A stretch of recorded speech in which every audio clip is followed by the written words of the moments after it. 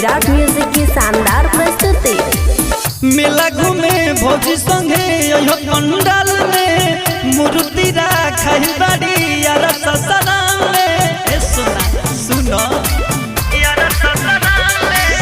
मेला घूमे भौजी संगे पंडाल में मूर्ति राखल बाड़ी यार ससुराल में। भेंट होई मूर्ति के लागे हब हब लब लब करन लवर। मेला घूमे भाई आइल बा संगे हब हब लब लब करन लवर।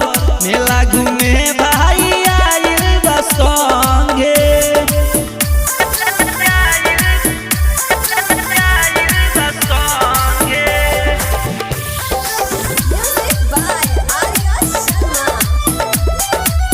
मेला घूमे भाई आइल बा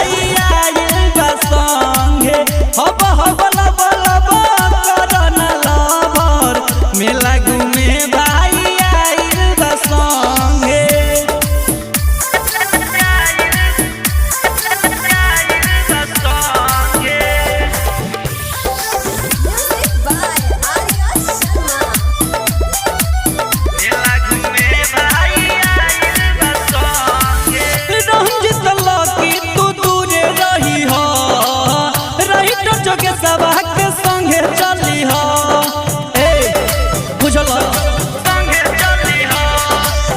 रंजित लकी तू दूरे रही हो राकेश निराला के संगे चली हो।